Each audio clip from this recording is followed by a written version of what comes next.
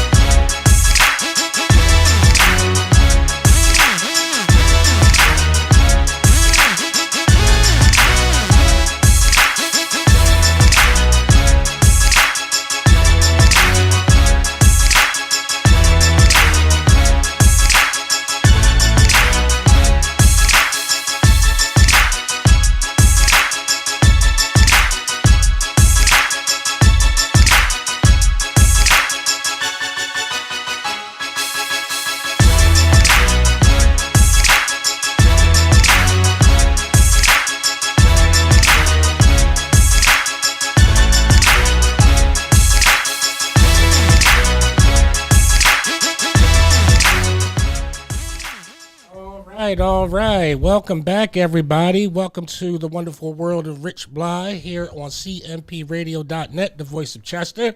How's everybody doing?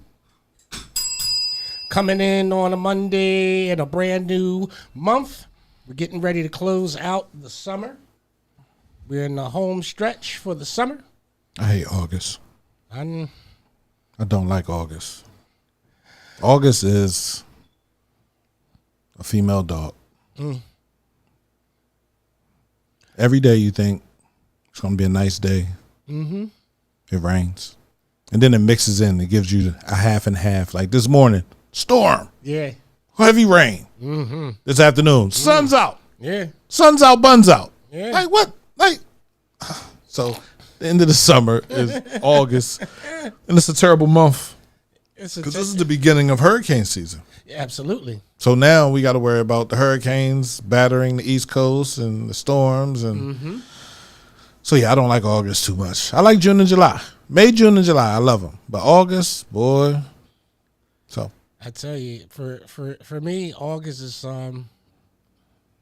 it's one of those months now. It's like, you know, I'm kind of stuck in between a rock and a hard place with a lot of different things with that happens in August. Like, starting tomorrow is the 4-year anniversary of my son's death. Oh, wow.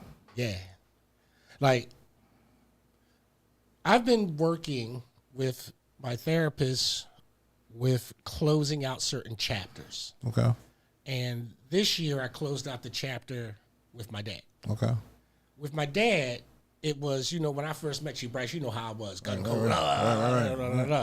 as you can see, that's kind of been tempered with time. Yes. And that's been layered with, now I know that I have the responsibilities like my dad to use the knowledge that he gave me to impart to people like he did. Yes, sir. You know what I mean? So now it's like, I don't have to, like, I still have that feeling of missing him, but I'm not, oh, my dad's gone. Oh, my dad. You know, I'm not, you know, not saying, I'm nothing against it. I'm just saying for me, it's not that type of passion.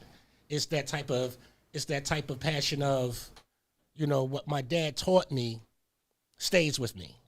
And now I can give it to other people without it harming me because that's the way that I feel. So, you know, it's a little bit different for me in August, folks. I've been preparing myself pretty much for a lot of the events that happen with anyone that has gone through any types of trauma. And we discussed this on Men's Mental Health Mondays, where I use as an example some of the things that I've been through with my life and the different stages of where I'm at personally, to give people a sense of you're not alone when it comes to trauma. I know that a lot of us are not keen on talking to strangers about how we may feel on the inside or just talking about it at all.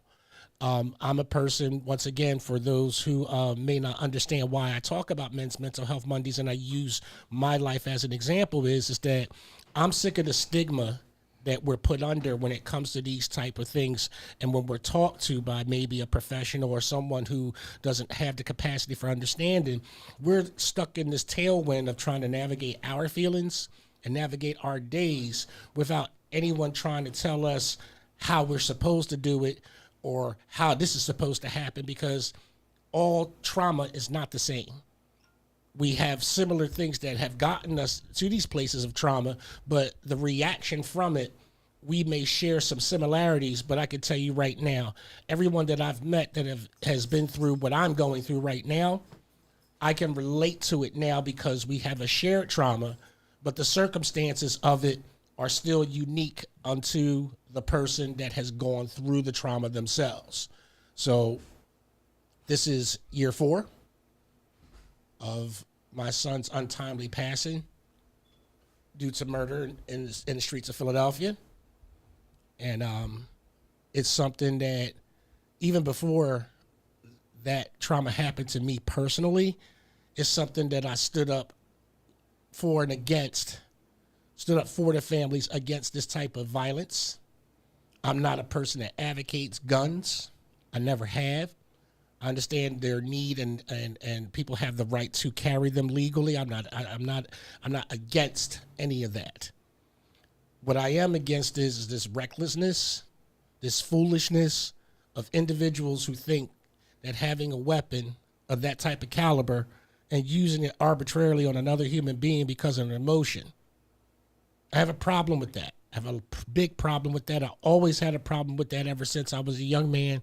I'm pro-life. I don't make any apologies about that. I don't care. Just like I don't care if you're pro-choice. You can do what you want to do. That's your choice. That's your life. This is my choice. This is my life. I had my children. I accepted the responsibility and the consequences of having my children. So at the end of the day, that's my choice. And nobody can take me off that square because, my children are here. But for the men out here that are going through similar trauma situations, please seek the help that you so desperately need.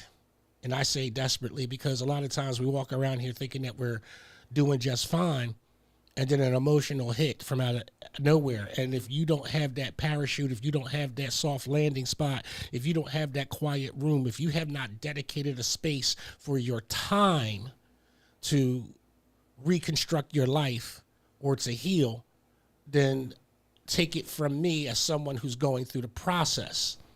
I listen so I can learn, so I can make myself better. And as I've said before, I'm not a professional. I am not a doctor. I am not a therapist. I do not possess any laurel leaf, nothing to back up my claims except for what I'm going through and giving it honestly out there with no shame, because I'm not worried about what you may think, because people have written me off already even before the trauma started. So, from where I sit, I don't lose. But there are people, men, young men, that are in these positions with no outlet and no way of discussing how their vulnerabilities make them appear in public and how they deal with these situations as they come up, and do them in an intelligent fashion where they don't blow all up and get reckless and get verbally abusive or become abusive themselves. We don't want anybody harmed when they're going through trauma, but we also know that there are forces and people who see you going through your worst and want to make sure you stay there. Yes, there are actually people who see you going through hell. And when I say they want to keep you there, there's different ways. People don't have to push you off the cliff. They just sit there and watch it. They'll watch you slowly lose your grip. They will watch your decline and then blame you for not reaching for help. That's deep. And that's one of the things that I've learned, while I'm going through this, of things that have happened to me in my life, is that I'm reaching for help and people are just like, And that's bad. Now, if I was weak-minded, because I'm not, I would fall for that trap and become disenchanted with helping, and then I would just curl up in a ball on the side of that cliff and accept whatever would come my way to sustain me. Here, we're going to lower you down some water. Here, we're going to lower you down some bread. And I'll stay there until I die on that cliff. Or what I've chosen to do is shut everything down and be selective. I put myself out there a lot for a lot of different things, for a lot of different people, for a lot of good reasons. And trust me, I'm thankful that I've been given the opportunity to work well with others and other organizations, nonprofits and stuff like that. But I sincerely took this year to intently focus on the healing processes that I needed with this compounded grief syndrome and this post-traumatic stress. And my progress has always been stabilized by my faith, my belief, my family, my close friends, and then everybody out there that I know from my pages or watches these podcasts that I do. I know that I have an extension of an internet family that goes way beyond understanding with some people, because I got people as far away as Los Angeles and Washington, D.C. and Florida and in different states that I have not had the pleasure of meeting with yet, but have always been in my DMs, giving me support and encouraging me and giving me that love that I haven't even gotten from some family members or people that can physically touch me. And it's been love without a judgment, which is critical in your healing process, folks. See, you can't tell somebody how to heal. You can't tell somebody they need to get this together. You can't tell somebody who's had their whole foundation knocked the hell off to hurry up and build another one. Hurry up and get that concrete set. Hurry up and climb back up that mountain. Hurry up and fight that bear. Hurry up and kill that mountain lion. Huh? It's like the video games where you got to do challenging levels, but you get kicked back down to, the starting blocks. That's what certain traumas do to you. In my case, that's exactly what it did. It kicked me 6 levels down. A combination of all the things that I just, described to you that goes into Men's Mental Health Monday comes with that realization that there's no one coming to save me. And that there are certain people that I may want to care, but they're never going to. And I have to accept that. Because that's what we crave for. We crave for the people who we love to love us just as much as we love them. And then when we're in these spaces and we come to the realization that these people really don't love us, it's heartbreaking.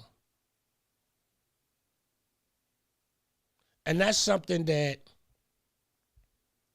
that's been revealed to me. And, it's not that I don't understand why. It's just that I don't understand why this type of behavior goes on for so long unchecked without people understanding that I'm going to burn these generational curse bridges. And that starts tomorrow when I have my tribute for my son, when I go and visit his gravesite again and clean his stone and light a candle. And my son didn't drink, but I'll put a shot on the gravesite anyway. It'll be some fresh flowers on the gravesite anyway. And then I'll do my usual meditation, for him for the rest of the night, because today actually started 4 years ago. The trauma started today, not the next day, not the 4th. I got the call at 6 p.m. the day before today, 4 years ago. And that call was anonymous, but I knew what it was. And like I said, I heard that it was a green light. It was a green light. It was a green light. This was in the streets. It was asked for and it was greenlit. It was a go. Because he had help afterwards. That's what people have to understand when I say that, you know what I mean? It was a murder, death, kill. Yeah, it was an MDK because it was greenlit and it was protected afterwards. See, a lot of people don't understand when these type of things happen. You know, you just can't, you know, some things are passion or whatever, but some things you got to get some clearances because of the particulars and the people involved, you know, and I think they kind of underestimated the power of the father in this matter because that murder was summarily caught in 11 days, not 11 weeks. Not a month, 11 days. He was hounded. That's why he had to disguise himself. That's why the people that participated in it knew it, and that's why they gave him up. And that's why nobody showed up for his sentencing. He was in the court naked. Yeah. For people to understand that it takes a certain discipline to weather that type of storm when you come from that type of background. Because 4 years ago, during this time, like I said, I got the call, but I had to make a trip, you know, down to Virginia. And when I got the call at 7:04 a.m., I was midway into my trip. And I couldn't stop the trip to Virginia, but I could pull together the resources because I was coming back that same night. Like, I cut that trip short. It was a get down, handle family business, and then come back up, take a 2-hour nap, and then I hit the street again. And sure enough, like I said, these idiots always come back to scenes of crimes, bro. Idiots, dummies. They want to see who's talking. Mm-hmm. I mean, they watch movies. Yeah, they watch movies, bro. They want to see who's talking. They want to see who's friendly with the police, who's, you know, giving off information, who might have saw something. So that's what people do. Yeah, you know, that's real nutty. You know, like I said, I never understood the mentality of today's criminal. I mean, like I said, today's criminal is not too different from yesterday's criminal and last month's criminal. Opportunity, and typically when you're dealing with murder, when you're dealing with people, someone else on the other side telling someone else to do something, you're dealing with someone that didn't have a lot. Right. And I this is what I explained to them people. You have somebody that didn't have a lot, that came from struggling, and he ran into this friend, and he was locked up. And the friend looked out for him. Right. Friend fed him. You feel me? Like, right. You know, friend went home first. He stayed in the county. He might have sent him a couple of hours while he was locked up. You feel me? So when he come home to him. Now he come home, boy, up. You feel me? Right. You feed him, take him in, take him shopping, get him some clothes, take care of him. You feel me? You put a gun in his hands, like, if you're going to be with me, bro, you got to be strapped. Mm-hmm. Cool. Boy come in the house one day. He said, man, what's wrong, man? Listen, such and such got to go. I need you to handle that for me. It's just that simple. Mm-hmm. It's not hard. Everything that man did for him, he basically set him up. Right. You feel me? To be my fall guy. Like, you know, you'll never, ever think that this is what it is. And when I explain that to kids, they looking at their homie like, damn, that's how I go down? Yeah. Yeah. Yeah. I'm not blaming you or your homie. I'm just saying, be able to think for yourself. Right. But like when I say today's criminal, like most criminals are dumb, but a whole hell of a lot more have been absolutely smart. And like you said, get caught up in circumstances. It's like the thought process of everything. There's no thought. And what's left behind was what comes from the byproduct of that is that you have families, you have men, you have women, you have children, you have mothers, you have fathers, cousins, grandmothers that have to deal with that type of aftermath. And it is not something that like I said, again, I didn't have that feeling, so I couldn't relate to those who went through it. And now that I'm, part of that spectrum and matrix, it's like, wow, now I get to see it, in its fullness. So again, Men's Mental Health Monday, when you're dealing with these types of things, please ask for the help that you desperately need. Please consider getting professional help, and also talk to your loved ones. You'd be surprised who's willing to listen. Like, the person I talk to the most is my granddaughter, Alea. And I know that may seem weird, but because she's nonverbal autistic, she understands her pop-pop emotionally. And I can literally talk to her and express myself because there's no judgment. So I found an outlet that absolutely works for me, the 6-year-old. What? Listen, anybody can think that that's weird. I don't care. But that 6-year-old in particular, because of her special set of skills, and it's because of her special set of skills, that I'm able to just like be without having to be anything else, because I'm pop-pop.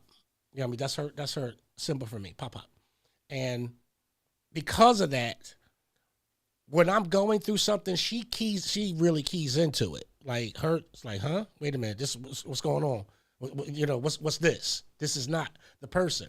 So she'll sit with me. Like, I sit with her and we do our thing or whatever, but she'll come and sit with me and just look at me like, you're going to be okay. You're going to be okay. And she'll do stuff at my face or whatever. And all of that feeling that I'm thinking about literally goes away. Like, not go away where I know it's not going to come and I got to pick it back up, but it leaves this for a moment where I'm able to breathe and be me. That's what keeps you sane. Yeah.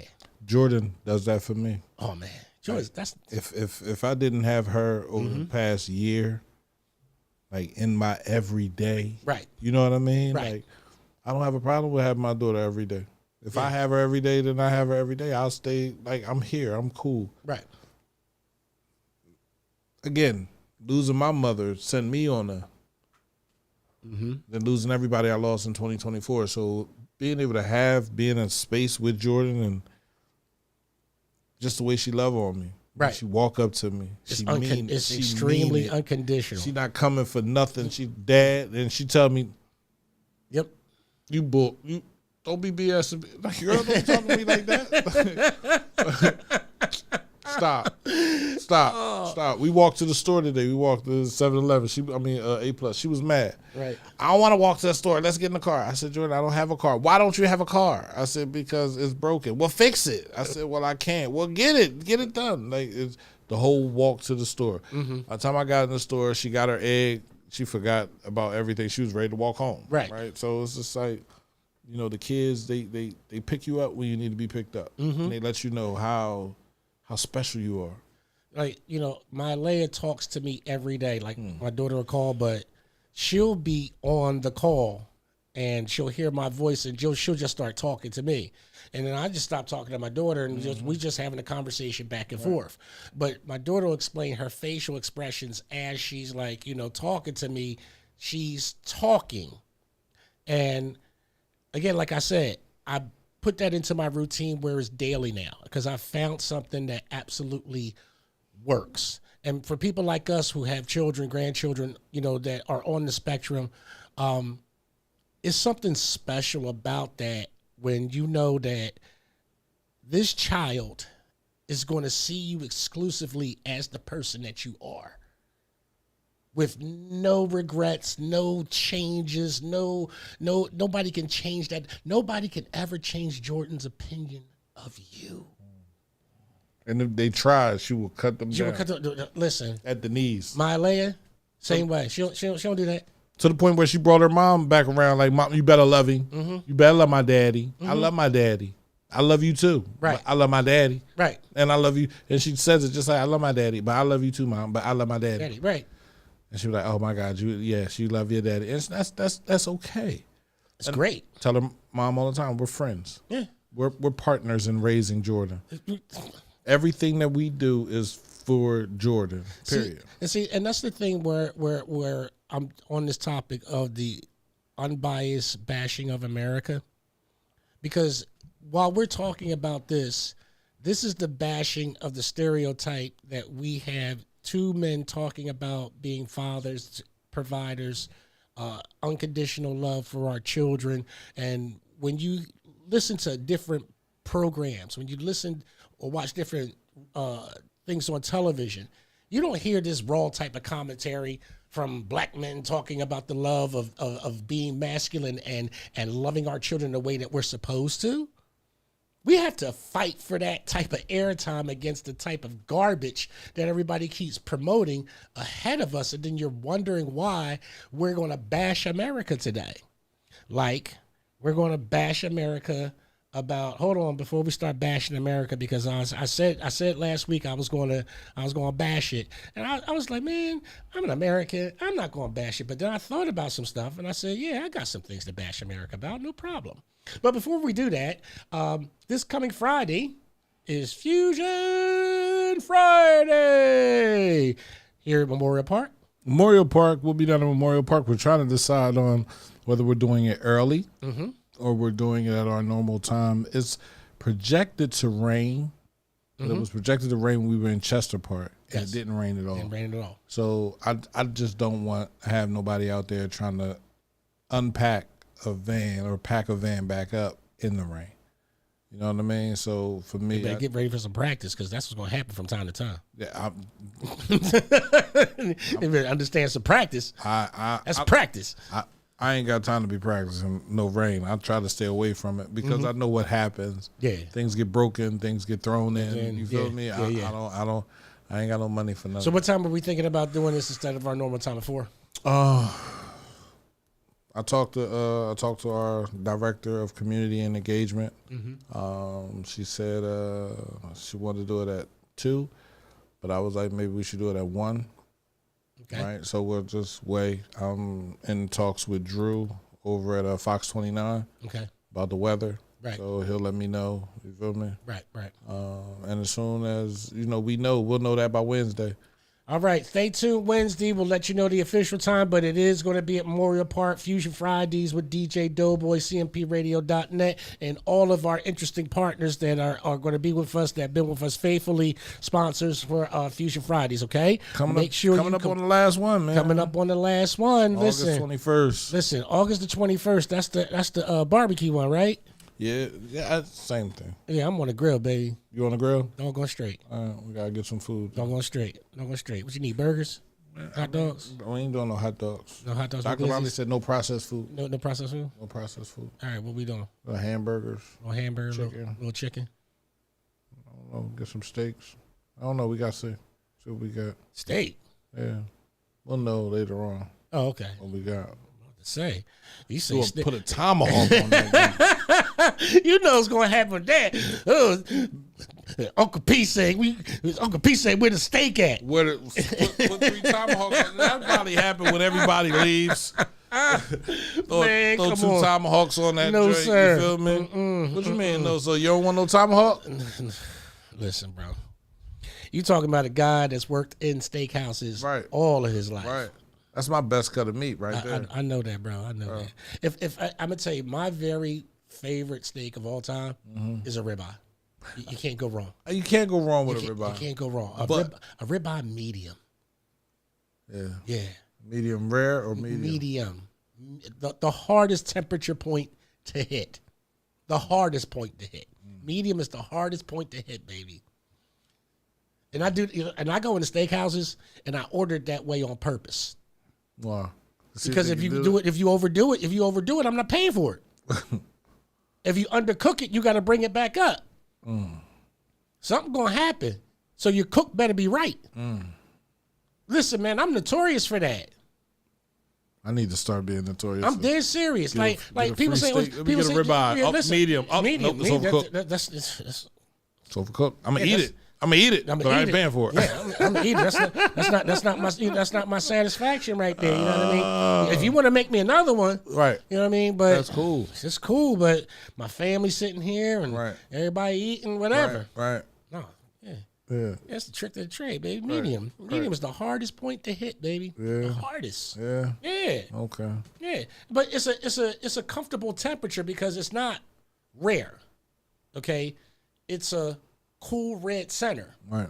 The meat is actually cooked, but it's just there. Right. That's actually the best, tastiest part of it. Some people say medium rare. I can't do that. I can't do chewy and everything like that.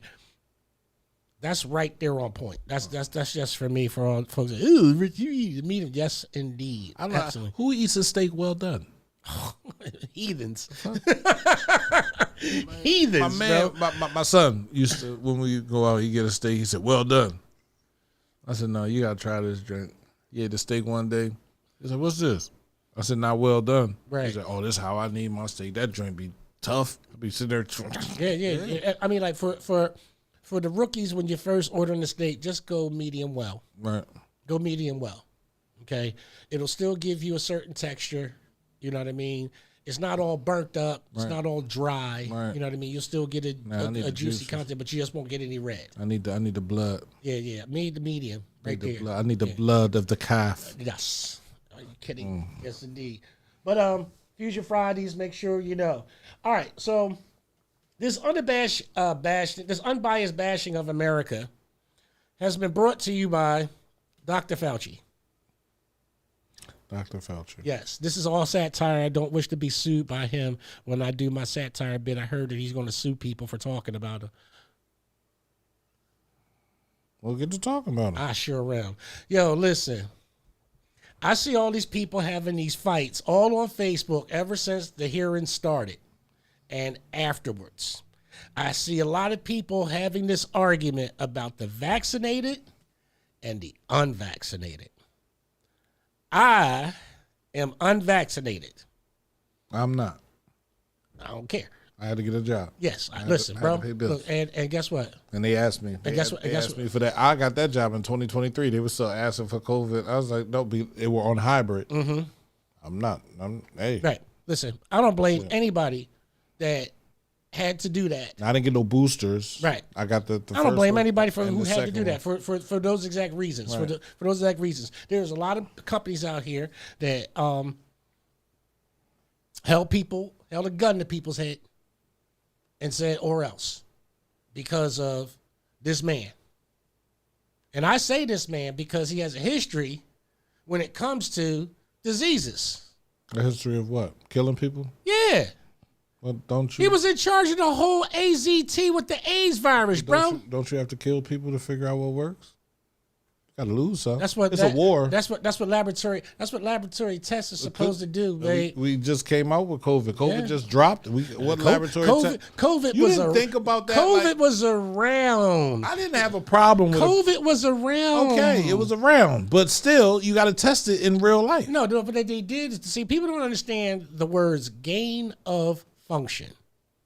They took a common code that's been around, because if you go and what's the one household cleaner that you use that kills everything? Coronavirus on it. Lysol. It says coronavirus, Lysol. Okay, right. Kills the coronavirus, not the gain of function coronavirus. See, people don't understand those terms. So let's break it down and how they bashed you in the head. They said because of gain of function, the coronavirus spread in smaller terms for everybody. We all know what happened. We all filed everything, blah, blah, blah. Gain of functions means that they accelerated it. Well, why wouldn't they, though? Because you got to kill people. Well, isn't that what they wanted? Of course it was. Right. So what's the problem? No. But see, here's the thing. People got bashed. For what? For saying this happened, and they said it didn't. Yeah, I understood at the time. We had Mike Miller. He's a Army veteran. Mm-hmm. He had a show. Uh-huh. He was against it. Mm-hmm. You feel me? He talked about it, how he was against it. Our brothers and I understood the brothers that were against it. I also understood for the people that needed to get the shot. Right. And you know like, what I'm saying? And if you want to see your grandparents, if you want to be around your elders, if you want to see, most people, it was one of those. I'm gonna tell you I think it was something. survival. I'm gonna tell you something of about the that. Fittest for me. Listen, absolutely made it survival of the fittest. That's what it is. That's with what it every was. disease. Hold on. That's what it was. That's what it is. Oh yeah, you know what I mean. And but this is what I'm trying to say when we're going to bash America and people want to sit up here and do these political lines and everything like this. Let me bash America back and give you the history of an American government doing this with the syphilis and Tuskegee Institute. Okay. Let's talk about the unabashedness of what I call the four horsemen of the apocalypse: crack, mass murder, AIDS, HIV, and mass incarceration during my time. All at once. I mean, all at once. If you wasn't getting shot at, you was shooting at somebody because you was carrying and you had to, get rid of your pack, out there flipping your pack, blah, blah, blah, and you might turn around and go get a stunt real quick, blah, blah, blah, and then you got the HIV. You was hitting four corners, and all four corners was death. So we're going to talk about bashing America. Let's talk about the American government, because I'm ready to bash that. This American government, whether you Democrat, whether you Republican, has always found a way to try to kill us.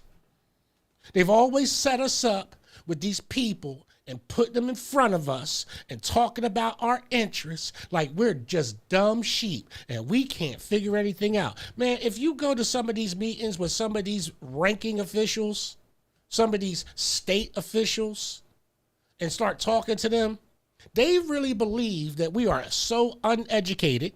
They really believe that we do not have the wherewithal to figure anything out. They really talk to us. When I go out here with these folks, and I understand why y'all don't talk to these people anymore, they talk to you like it's the 1950s and 60s. They talk to you like they just got finished watching an episode of The Jeffersons. Well, Rich, you have to understand. I love when somebody starts their conversation with me, I have to understand. Whoa, wait a minute. If I brought the subject matter up, then you know I did some research on it and I do have an opinion about it based upon some observations. So I do understand. That's the whole point. You're not supposed to bring up a context and a subject matter without being able to expound on it. That's just dumb. I was doing that since the 6th grade. What do you mean? I was on debate teams. I know point and counterpoint. What do you mean? I just know that throughout history, we've always had these situations. Right? We keep having these situations. Through the Black Plague and the Blue Bonnet and this. When it happened, I was like, all right, this is God. You feel me saying, all right, survival of the fittest. Does everybody? It didn't really attack the people that were young and fit. It attacked the people that might have been sick or elderly and or had pre-existing conditions. I always now I'm glad that you brought that up, because you know why? I always said that this particular virus was so designer because it was attacking people with pre-diagnosed conditions. And it was attacking that specific pre-diagnosed conditions, like it was mutating upon what was already damaging you. Like, case in point, my mother, before she passed from blood clot, was a cancer survivor. And being a cancer survivor, she had a mastectomy. My mother beat cancer. My mother beat cancer. But the other thing that my mother had to beat, because of a dirty dick dude that she had married to, he went out and messed with a trick and brought back the HIV to my mom. And my mother, the AZT, the cocktails that folks had to take, the combination of pills. See, I want people to stop talking to me, because I got some real trauma. And I've been in these positions because it was up close and personal in my life. It hit me hard to know that this dude who's burning in hell did this to my mom because my mother loved the man and wanted to trust the man, and she got remarried to the man because my mom was a virtuous mother. She wasn't out there. You know what I'm saying? My mother was home church. She met a man, swept off her feet. I knew him, you know what I mean, was at the house, blah, blah, blah. But when he died and I knew the circumstances of his death, I kept my tongue. I bit my tongue because I knew that my mother, she stayed with him throughout. She did. She was a virtuous woman. I did not say anything, and this is really the first time I'm really like discussing it because out of respect for what my mother wanted, I was an obedient son when it comes to my mom. I'm dead serious. Like when it comes to my mom would tell me to do something, and you could best believe 99.9% of that time I was doing whatever my mother told me to do. Even all the way up until her passing. My mother told me to go to Chicago to go get found. I got to go to the south side of Chicago, bro, from Philly. They already know by the accent I ain't from there. I'm walking around in the wrong colors the first day, and I'm all up in the hood. I'm in the south side. I'm in the projects, bro. Watch your step, Cannon. Yeah. Listen, bro, I ain't from here. I'm going to that address. Yo, what you around here for? I'm looking for this person. Who is he? He's my brother from Philly. Oh, okay. We seen the boy around here before. Yeah. They told me about him too. That's how I was able to track it. Oh yeah, that's your brother, man. He weirdo, bro. This and the third. I was like, yeah, he's sick. You know what I mean? And I was able to track him through 27 mental health facilities throughout Chicago. 27. Took me a week to track these bad boys down to find my brother and go to a city state I had never been before in my life. It was like told you to do it. It was Escape from New York, bro. It was like Escape from New York. That's a city that I promise you, I will never go back to. I don't care how much money you talking about paying me. I will be broke before I ever go to Chicago, Illinois. What? Man, I had the opportunity to walk there downtown and sample some of their local cuisine, that deep dish Chicago pizza pie to keep talking about. Why would you eat that? Man, I never tried it before. So I figured while in Chicago, just get some pizza. Bro, listen. I went to a New York style. I don't like all that stuff. No. I've never tried it, so I figured that, listen, I've never tried it. Not pizza that I eat. Listen, I know. Somebody opened up a joint, Uno's selling. I don't go in Uno's. Listen, I've never eaten in Uno's. Give me a New York style pizza. Bro, come on. Big floppy slices. Come on, man. I like my pizza like I like my my phone. Sloppy toppy. I like them joints droopy, bro. Down. Yeah, let me see them joints. But again, like I said, we're men that have been through that passionate, foundation of having moms where we solidly understood the assignment of being sons. And here to watch people convince my mom that you got to take this medicine, you got to do this, and I'm like, Mom, you sure that medicine is working in conjunction with what you already taken? Because something ain't right, Mom. You know what I mean? And when they just gave me the vague, she had a blood clot. A blood clot where? Where? Y'all just said blood clot, close the case, blah, blah, blah. Here you go, this, that, and the third. You got to have, and that's why I say it's important to have insurance. It's important to have money. Mm-hmm. If your people die crazy, you can then say, no, before you put her in the ground, I need another autopsy. Mm-hmm. I get my guy over here to do it. You got to pay for that. You got to pay for that. You got to have the money to do it. And that's why I say, Jordans are nice. They are. Yes. But I will much rather have some insurance. Bro, I can tell you right now, my children will not have a GoFundMe page for me. You will not embarrass me like that. Yeah, my sister got because I waited too long. She got me a little State Farm plan. I didn't even know State Farm did it. Yeah, listen, bro. But they'll give you 15,000. That's enough to put me in. I don't need no coffin. I put me in the ground. You can bury me out back. Like literally, because listen, the ground is going to eat me up. I am supposed to go back into the earth, ashes to ashes, dust to dust. I'm not supposed to be sitting in a coffin 50 years from now for my everything gets eaten up in the ground. Throw some lye over top of me, you feel me? And let the worms tear me apart. Literally, let me and plant some carrots and onions and celery over top of me, and I done gave back to and them all that shit gonna taste so good. Yep, it's gonna taste great. Taste just like me. Gonna taste great. Listen, they actually have the trees where you can plant the body in the ground and plant a tree over top of it. Right. You know what I mean? It's very, very sustaining. We need to get into these simplistic types of things. Like I say, I don't knock anybody for you being flamboyant and want to show the world how much you love that person when they go. I don't even want a funeral. But bro, listen. When I go, just put me in the ground. I promise you, my thing is going to be so low key, it ain't even funny. Y'all can party afterwards. Y'all can have a nice party afterwards if y'all want to, but more than likely, I got some real special orders, bro. I'm not even kidding. I'm not even kidding. Listen, I've seen too many circuses. Way too many. Okay. I've seen too many people attend that don't care. They just want to come and see you. They want to make sure you dead. Is he dead for real? Dead for real. My thing is that I'm going to eliminate the greed after people die. I'm going to eliminate that greed factor.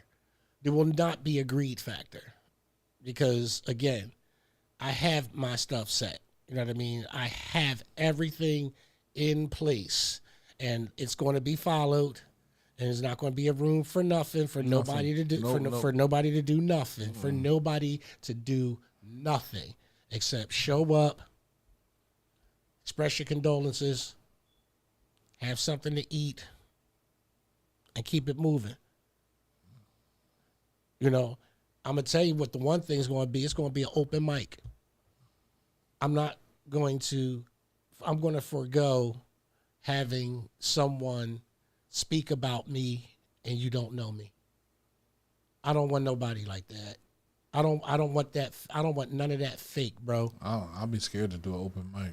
I will, because you know why? Because I know certain people is gonna come there and make people laugh. They're gonna look at the pain and see that, damn, look at these people that love this man, and they're gonna show encouragement. Because I'm gonna tell you like this, not being morbid or anything like that, but anybody in my circle that I've been that person to make sure that person is uplifted, like how we talked earlier today, bro. Like, you know what I mean? These conversations are necessary. Yeah. Okay. Yeah. These are the building bonds of manhood that are necessary for these moments that come, instead of gathering all around when the tragedy happens and then you see your man flipping out and this, that, and the third, blah, blah, blah, because you really don't know what his emotional state in times of stress or whatever. You know him as your bull. You know him as that, my rider, this, that, and the third. But let that man get hit with a tragedy or something like that and watch that man change. Not his fault.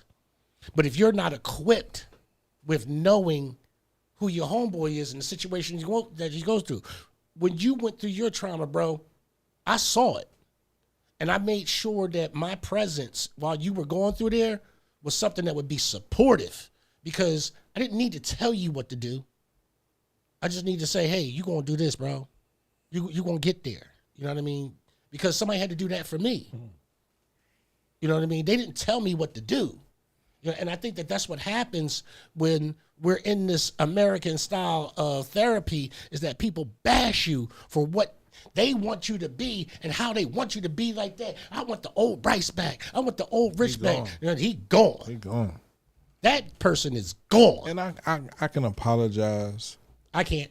No, I can apologize for the way they feel, right? And say, listen, if I could change it, I would, but I can't. I had to become somebody else when my mother passed away. My mother was special to me. No one else knows my relationship with my mother. Right. You feel me? Because that wasn't something that I was willing to give to everybody. I shared my father with everybody. I didn't want to share my mother with Keep everybody. talking, bro. So people looked at my relationship like me and my mom had beef, but I talked to my mother every day. Keep talking. You feel me? Listen, man. And I sat with her. Like I said, we had the conversation on the phone the night before she passed away, and I told her I was done.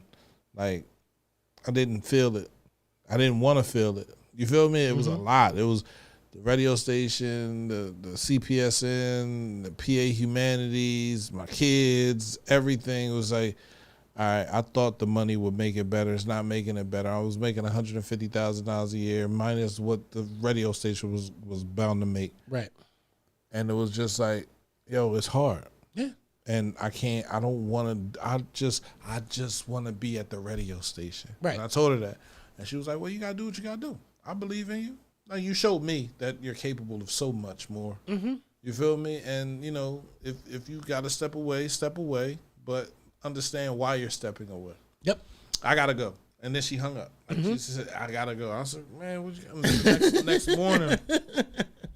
next morning, I see my mother with the phone in her hand and she called 911, and the ambulance couldn't get up there. So if the ambulance would have did its job. If Chestnut Ridge would have had somebody downstairs to let the ambulance in, or if they set up a code or a key that's there for the emergency people to get in. Yeah. This is a senior citizen facility. Why is it not set up that way? Why is there not a punch button that they can punch or hit? You feel me, at the bottom? Why would you not? Are you trying to kill these people? Well, guess what you get if they die?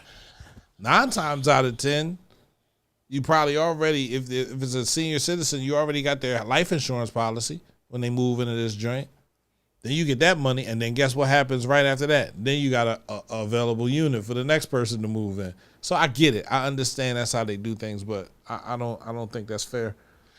I'm gonna tell you, like, so I had a conversation with a person on Facebook, and they were talking about the fact, you just didn't care about people had to, sacrifice this and the first responders that and like, again, I'm not belittling anybody, but like we talked about, this was survival of the fittest. Nobody had any clear-cut direction. You can't tell me without throwing up names, Biden, Trump, this, nobody had clear-cut evidence except for that African doctor. And the other doctors that went against what Fauci was saying, and that there was treatments available, and that the hydrochlorine with the zinc treatment did work. And she did come to Washington, D.C. and said, stop listening to this man. He's lying to you. But because she was black and African, it was easy for this America to dispel what she was saying when we had people in the Norwegian territory doing herd immunity. And their numbers were low. Now, these are facts, folks, so I don't care where you stand with it. I'm not blaming you for the fear factor that was put into you. But again, like I said, I'm a survivor of pandemics. My father survived Agent Orange, where they denied, first of all, they denied that they sprayed the chemical to remove the ground foliage so that way they could carpet bomb the Viet Cong. Agent Orange was a cancerous, corrosive type of chemical to deforest the trees in the jungle.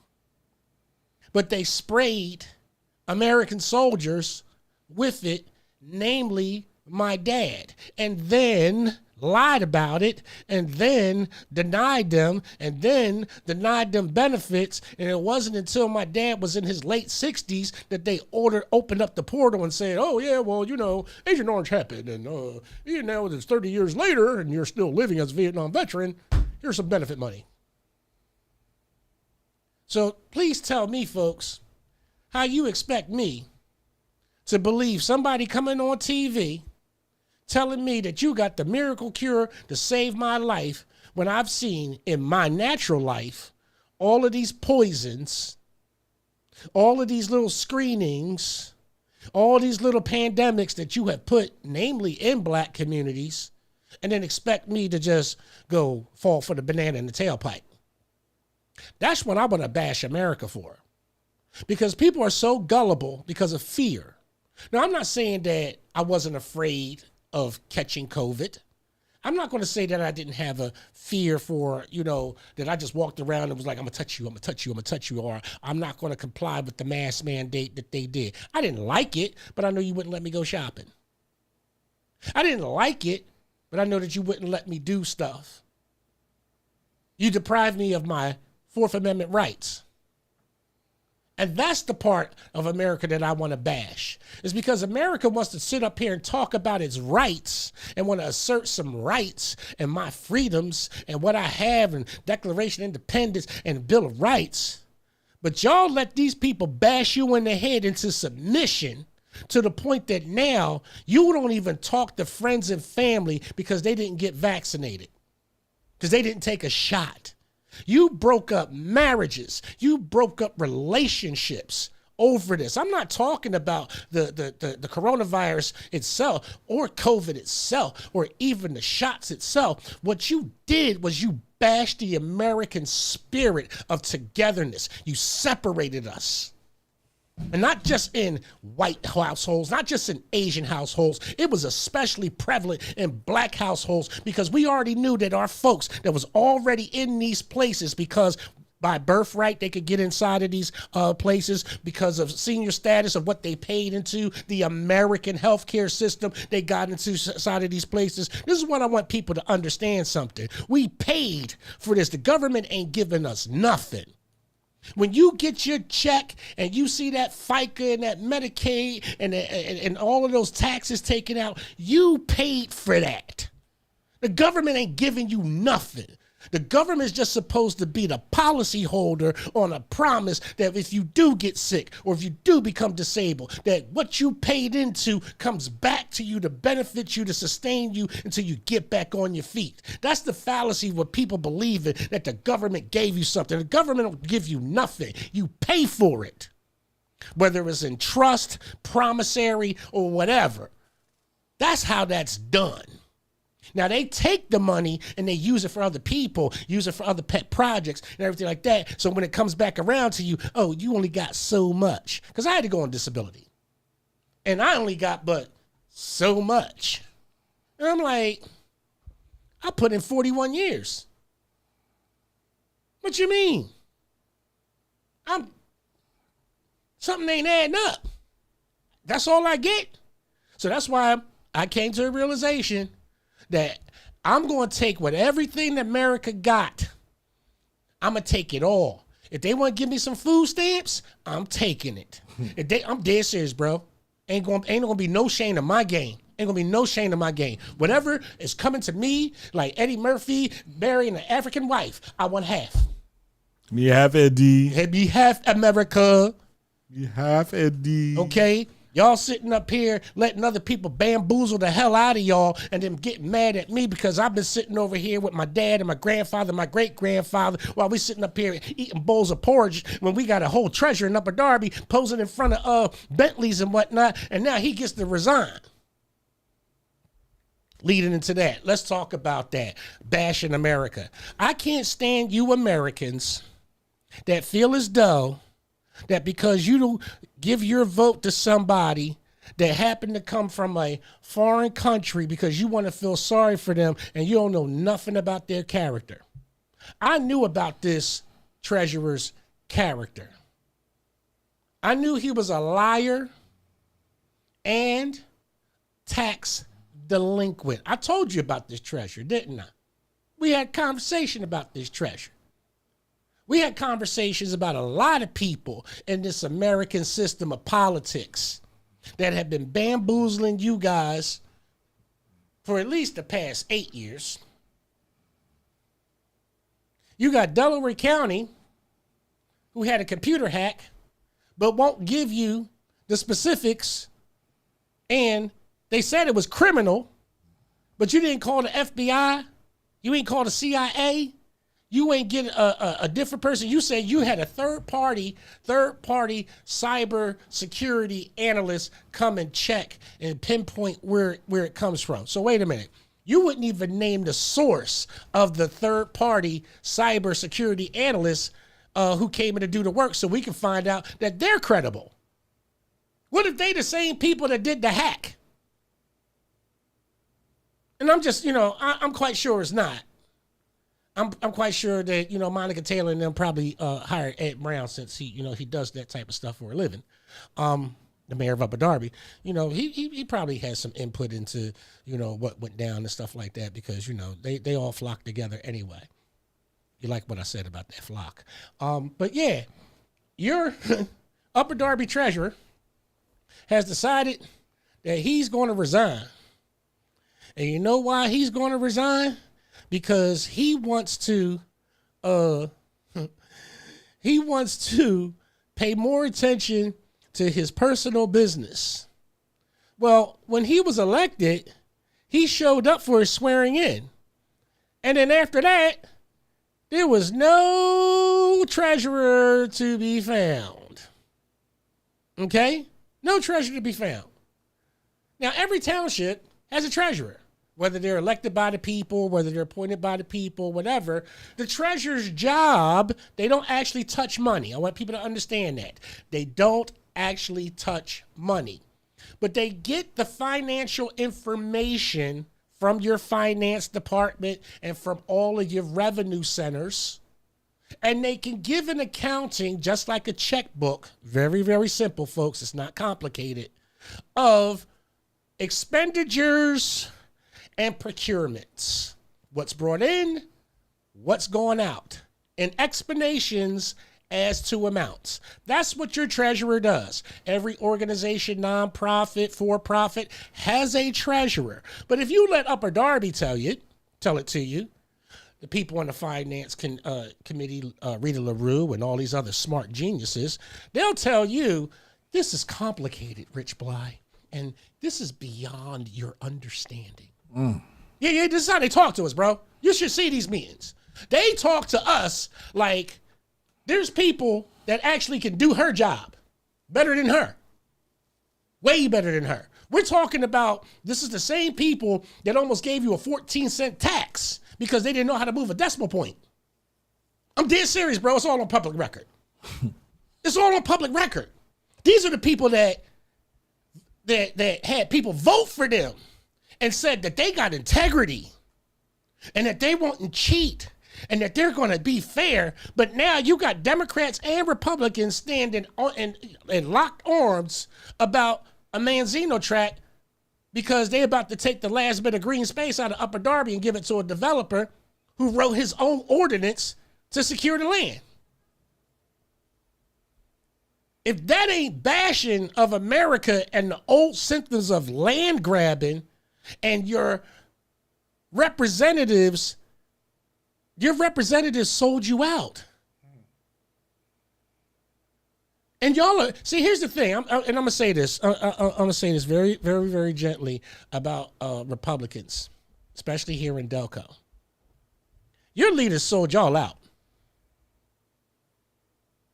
Plain and simple. There's no other way to say it. You can hold on to the fantasy all you want. And for the Democrats over there, don't take this as a win because y'all got sold out too. Jasmine Crockett already came on there talking about she disappointed with the party because she see how the party will uplift white women over top of the black woman. And she called it out, what's been called out since suffrage.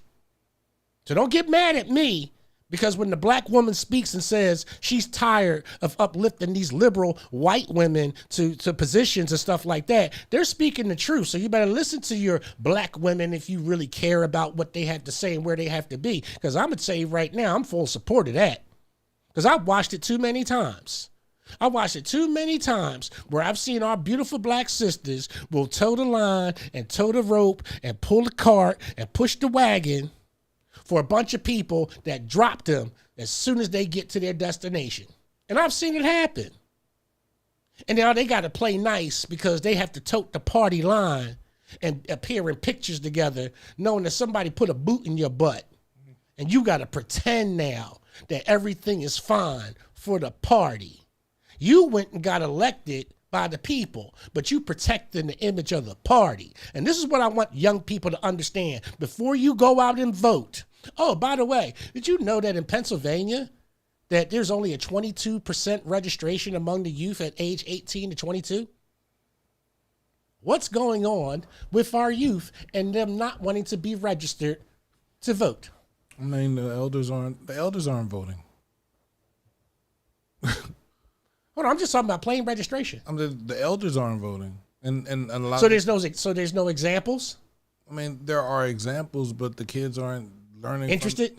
They aren't learning from the examples that are in front of them. They're learning from the examples that are off to the side. Right. So I make sure the kids understand how important it is to use their voice. That they are powerful. I know they are. They're the biggest voting bloc right now. From birth, you have to be told that you're powerful for you to be able to vote. Absolutely. And if you're not told that you're powerful, you're told that it'll never change.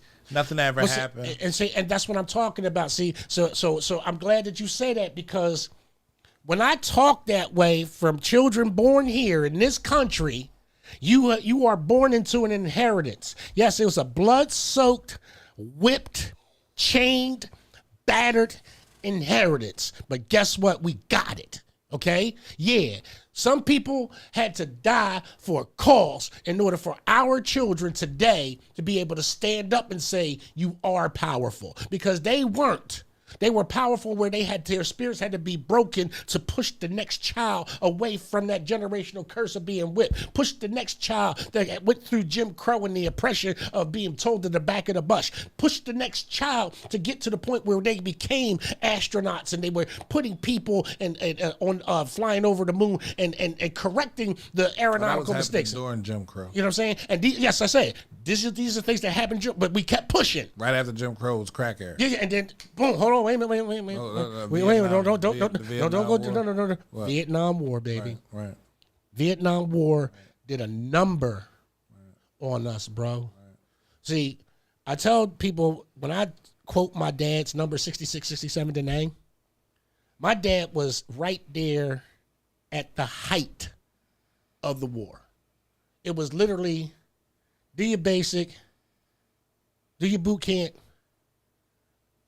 have some time off, say goodbye to your woman, because you might not be coming back. And it was a year.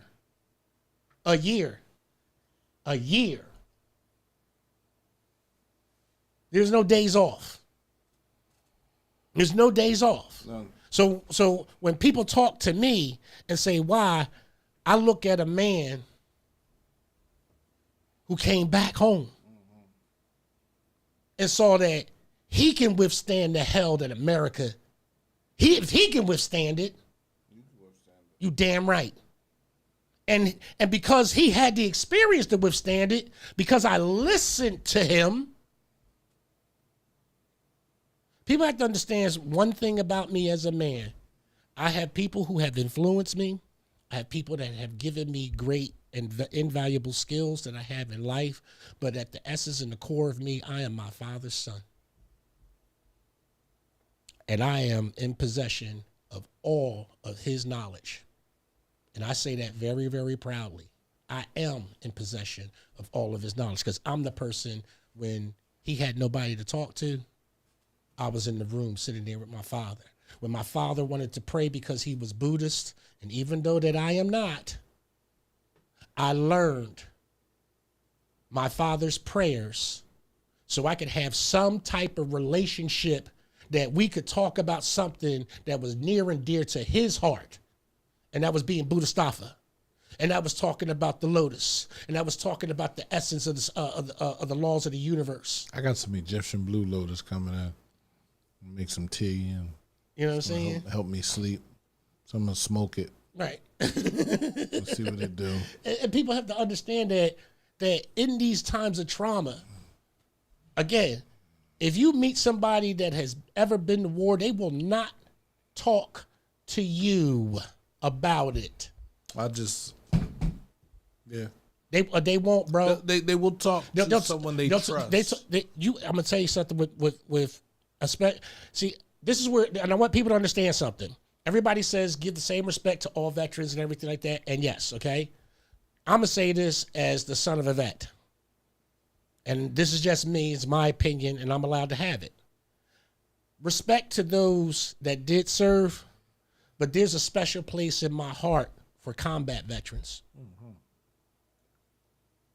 Okay, those active duty dudes and women that saw the shit, it was in the middle of shit, there's a special place for me. Those ones that came back maimed and without a limb, that had to sit in a wheelchair.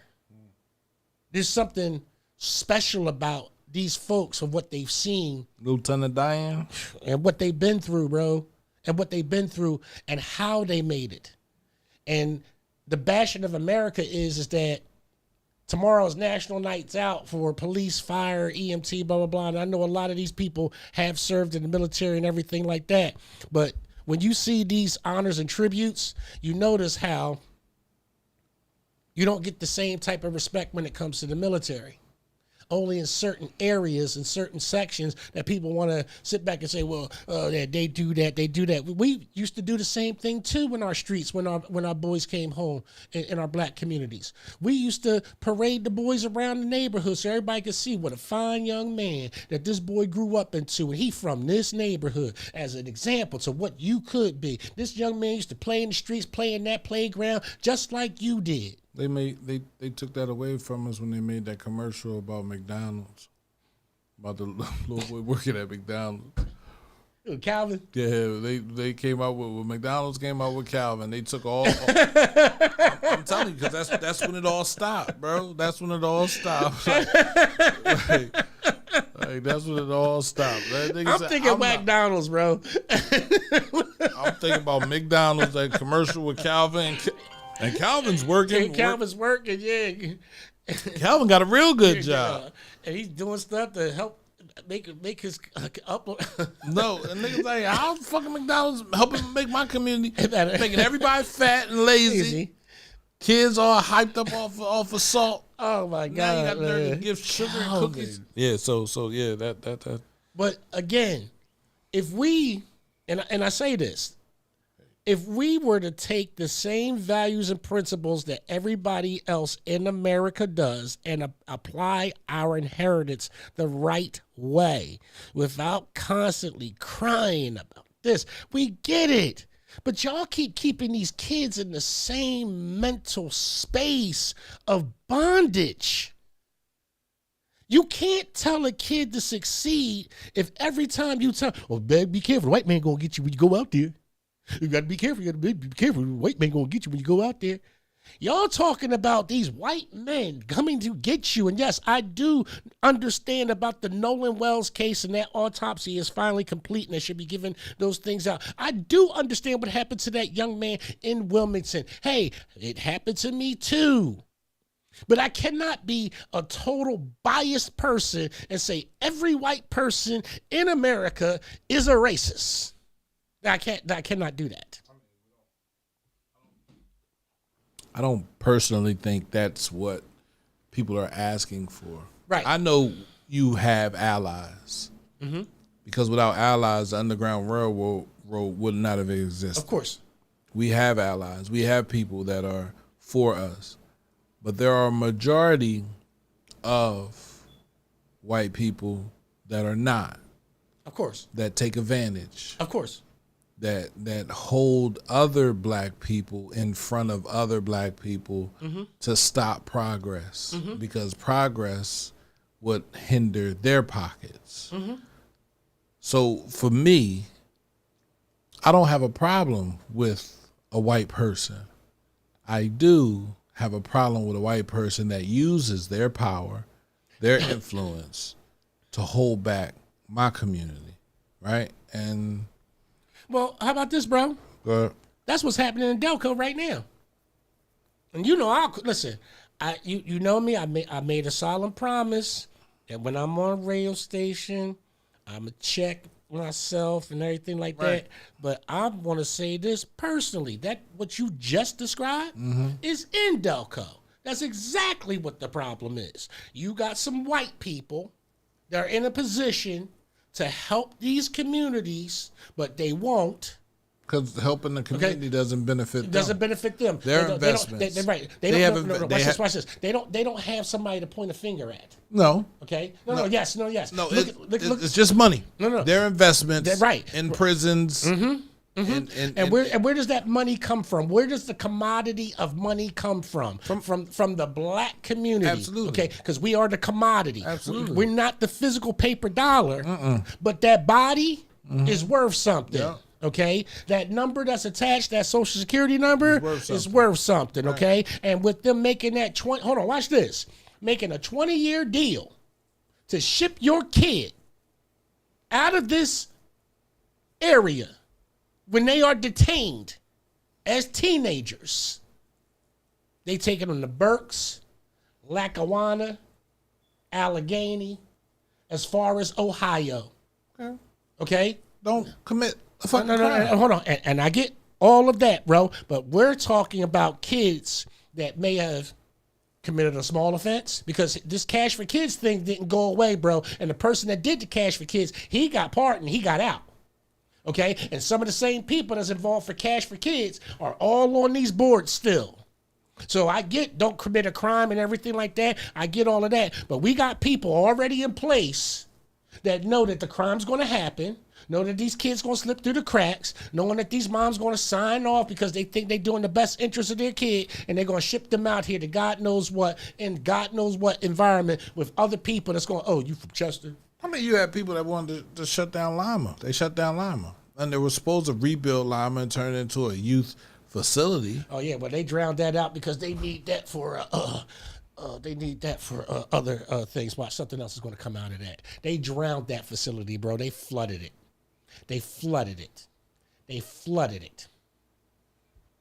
It was going to cost too much because what it was budgeted for, the cost overruns for the old building to get it all excavated and everything like that, it was going to cost. So they flooded that building. Oh, we had a pipe burst. You had a pipe burst for a whole damn week. You had people in there walking around in water. People working in flood waters, only to say, okay, we're going to make a 20-year deal. But you put money in the ground already. You put money to the project already. Whose money? Our money. Where money? Tax money. I don't pay my taxes. I'm joking. Tax money. Tax money, bro. So just like in Upper Darby. So we're getting a new community center by this current mayor.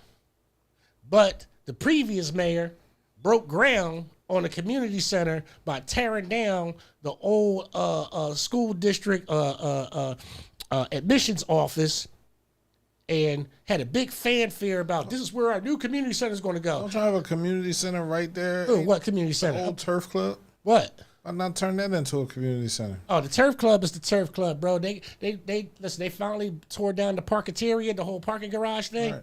And there's a big old crater hole because these geniuses can't figure out that the turf club still has zoning for gambling, and that if you put a hotel there, you would get so much revenue. But these geniuses don't know how to do nothing, bro. They're going to put something else in there to accommodate the new arrivals and the people that are coming over. They're going to accommodate them instead of doing something that the whole community needs. We got a Holiday Inn over in Drexel Hill back in the cut. I don't like the Holiday Inn. Listen, bro. On the main line. I remember. No offense to Holiday Inn. No offense to Holiday Inn. It serves its purposes, bro. But the one that we have over on Fern Boulevard over Drexel Hill it's a nice little, you know, off the beaten path type of deal. Whatever. Right, but here's the deal, right? They open back up. What's the joint on City Ave?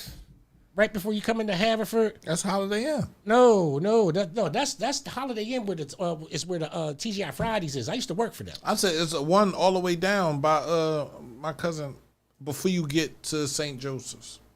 There's one right there on the other side. No, ain't no hotel. It's a hotel around there somewhere. No, it's not. It's Oh, something you around no, there. you're talking about the North American. Right. Oh, you talking about the North American? No. The Holiday Inn. I know. Yeah, that's the. which one I'm Oh, yeah, talking about. the North American. That's just that's the don't. North American, baby. Don't let the the North American is famous. Yes, it is. Okay, just like the Blue Moon. Okay, stop playing, bro. Listen, like I said, like I said, I was always on scene, but I was never seen. You feel me? You was seen. No, bro. You got the scene. No, Yeah. bro. No, bro. Trust me. I was in and out. dipped. Real I was quick. in, I was there, target acquired, out. I was never that type of bull. You know what I'm saying? I'm gonna tell you this, fellas, you want to use this, go right ahead. Ladies, I apologize. It was classic. I got taught by my best friend Mikey C, Mr. Mikey Coleman, may he rest in peace. I was like 18, 19 getting into the club. And I hung out with all college guys. That's my life. It was either veteran or college. I hung out with people smarter than me. And we would get into the clubs and everything like that. I had my fake ID, of course, blah, blah, blah. But I always acted mature. You know, I didn't act like jumping up and down young boy, you know what I mean? You know what I mean? Let's get crunk. Right. I knew how to walk into the club. Right. So nobody never questioned me. So we would purposely pregame with 40s of Cokie 900, no English, and watch the parade go into the door. Hey, babe, how you doing? Little flirtations, everything like that, blah, blah, blah. By the time we got into the club, either the septic bulls, sanitation bulls, whoever had a city job, paid for them drinks. I wasn't paying for no drinks, bro. I was not paying for I don't pay for drinks. I'm going to tell you that, ladies, even if I went out today, I'm not paying for your drinks. Sorry, that may sound kind of, I don't do that, bro. We in a club. It's too many people that got more money than me that want to spend their money.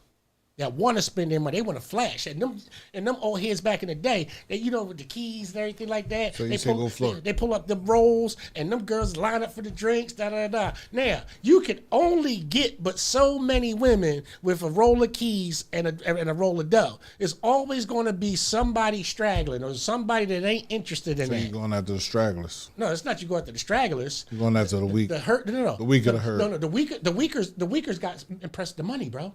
The weaker went with the man with the keys. The weaker ones got impressed. The weaker ones are the $40 girls of today.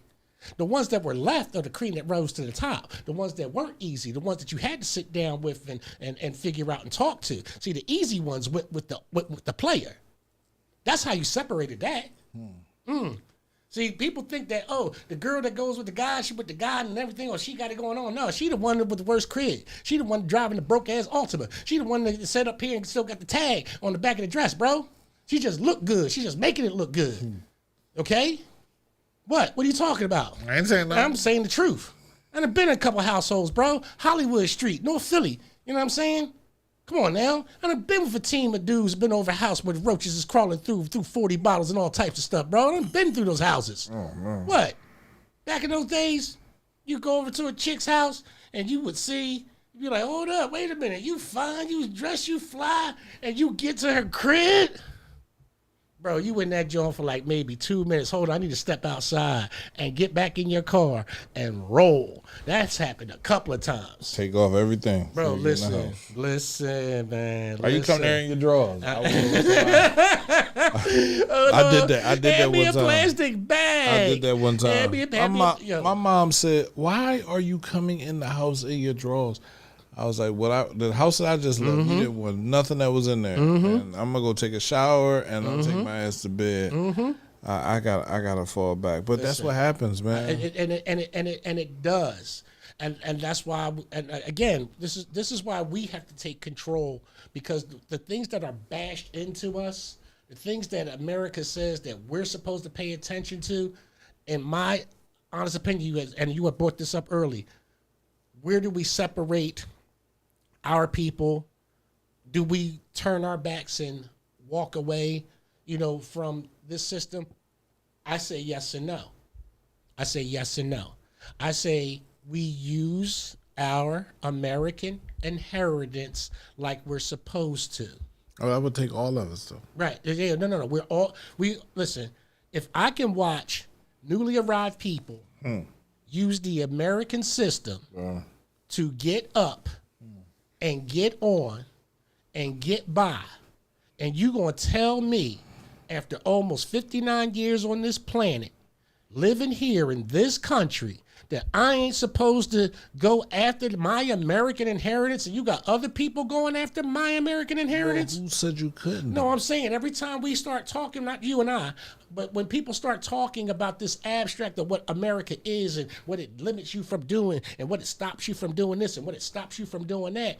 But I see a lot of successful black people, bro. My thing is, I'm looking at myself and I'm like, America don't stop me. Now, what ends up trying to stop me is my people. America ain't stopping me, right? But that's sometimes my fault. You know what I mean? Like I thought we was cool. See, I'm gonna say it like this, bro. You are absolutely right when you say we are not cool. Okay, I don't live in this fallacy that America loves me.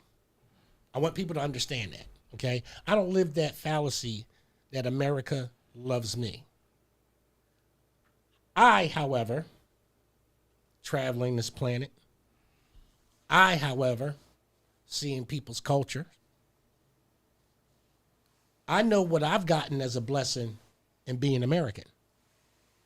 And I know that I've gotten a lot more than what people say that I deserve by being a convicted felon. Because just because I got that felony, it never stopped my forward progress. It limited me, yes. It limited me from certain things, but it didn't stop me from becoming certified. It didn't stop me from becoming a master of all trades.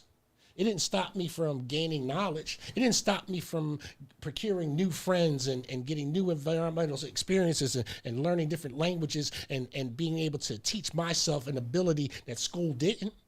And with the advent of this technology, I was able to apply things myself. And every break I got, whether you think a white man gave it to me or a black man didn't give it to me, even when opportunities didn't go my way, it was an opportunity for me to say, you know what, that door was slammed shut in my face or it didn't open. But as soon as I sit still, here goes this door opening right behind me. God, this is the door I needed you to walk through.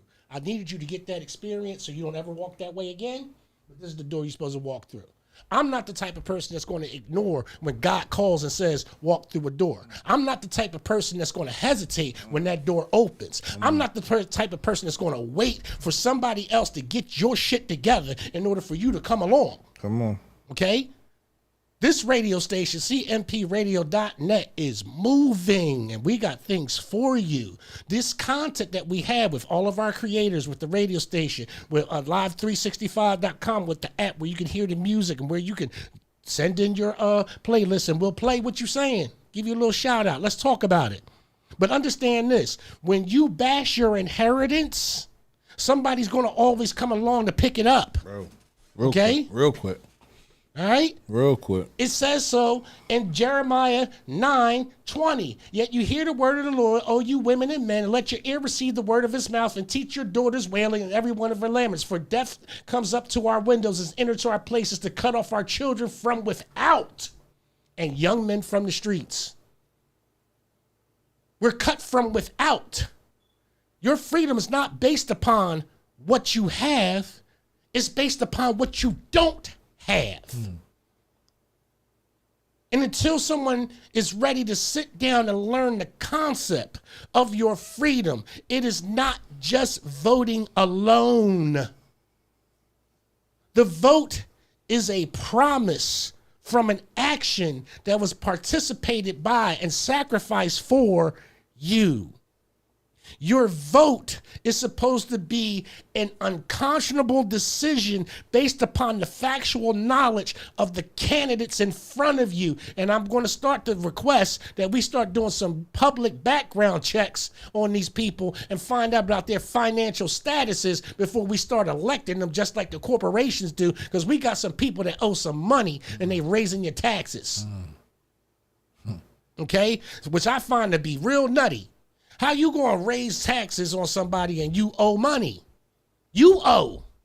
You can't make an informed decision as to what's good for somebody financially when you ain't no good financially. Come on, bro. That's taking lessons from a fool how to dance and don't know how to dance. Come on now. Like, we got to get better at that. So for the youth and for some of the younger people, some of my young adults are up and coming, new leaders. Start being honest.